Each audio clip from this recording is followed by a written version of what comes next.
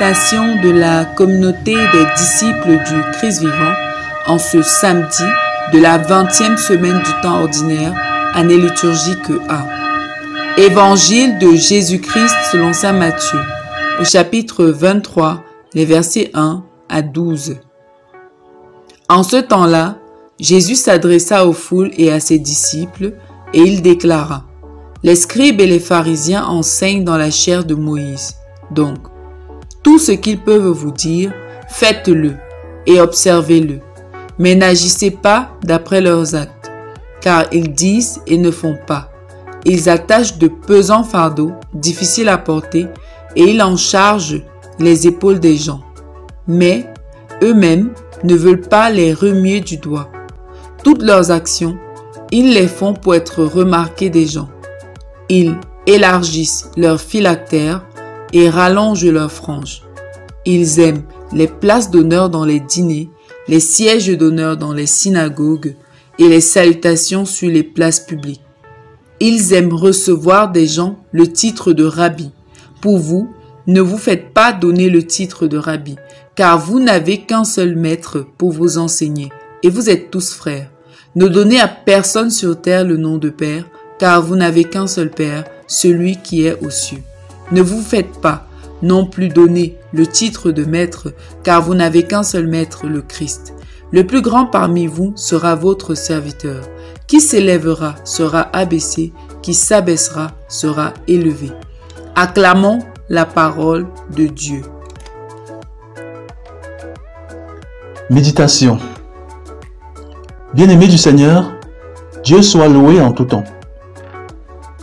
Dans l'évangile de ce samedi de la 20e semaine du temps ordinaire année liturgique A, Jésus, en s'opposant à l'attitude vicieuse des pharisiens et des scribes, recommande de ne suivre que leurs enseignements, mais jamais imiter leur manière de vivre, leurs attitudes. C'est dire que les scribes et les pharisiens ont ceci de positif, qu'ils sont de très bons et vrais enseignants de la parole, mais de très mauvais pratiquants. Ainsi, les scribes et pharisiens ont un problème d'intégrité, de cohérence, de vérité. Il y a une inadéquation patente entre leur dire et leur faire. On peut même les qualifier de faussaires, de manipulateurs du peuple de Dieu, d'égoïstes et d'exploitants de la communauté des croyants. Jésus nous donne de comprendre que ce qui les intéresse, ce n'est pas la gloire de Dieu et le salut du monde, ou de ceux à qui ils annoncent la parole. Ce qui les intéresse, c'est leur propre gloire. Ils aiment être admirés, être sous le feu des projecteurs, sont des amateurs de grands festins et des événements fastueux. Les scribes et les pharisiens ne sont pas de vrais serviteurs de Dieu.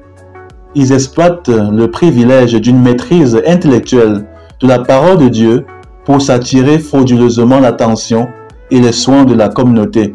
S'il en existe dans nos communautés aujourd'hui, il conviendrait de les appeler des pasteurs pharisiens ou des pasteurs scribes. Si ce genre de pasteurs existait dans notre église, dans nos paroisses aujourd'hui, voici comment on les reconnaîtrait. Ils seraient des pasteurs partiaux, c'est-à-dire qui catégorisent les membres de leur communauté en fonction de leur capacité ou leur volonté à les admirer ou leur donner de l'argent.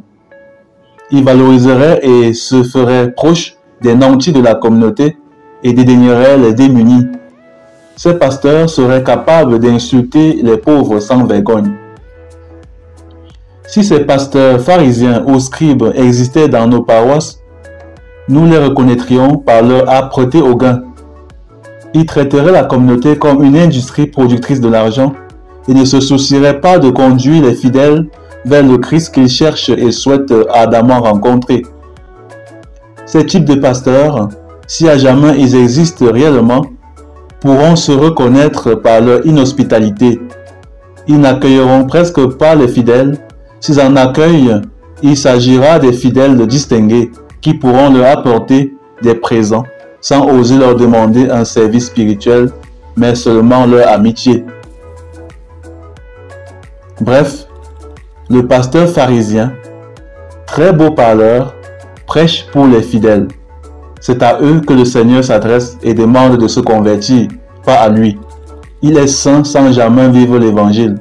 Il prêche la chasteté sans être chaste. Prêche la pauvreté en étant maladivement attaché à l'argent.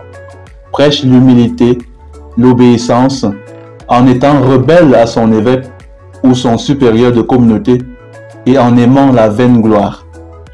Ce type de pasteur n'est pas un bon pasteur, un pasteur de Jésus-Christ, car il se sert du troupeau au lieu de le servir. Heureusement que ce type de pasteur n'existerait pas dans nos paroisses. Puisse le Seigneur ne jamais permettre qu'un tel pasteur exista dans l'Église de Jésus-Christ. Prions. Père éternel, donne-nous la grâce de prêcher par l'exemple. Par Jésus le Christ, notre Seigneur et notre Dieu, qui vit et règne avec toi dans l'unité du Saint-Esprit, un seul Dieu, pour les siècles des siècles. Amen. Intercession. Nous te prions, Seigneur, pour tous nos ouvriers apostoliques, afin que tu ne permettes jamais que leur cœur soit gagné par la vaine gloire et par des affections déréglées aux biens matériels. Donne-leur la grâce de l'humilité et du service désintéressé et un amour toujours croissant de leur communauté. Vierge Marie, servante désintéressée du Seigneur, intercède pour nous. Exercice spirituel. Que chacun prie sincèrement aujourd'hui pour l'Église et le pasteur de sa propre communauté chrétienne. Loué soit Jésus-Christ. À jamais.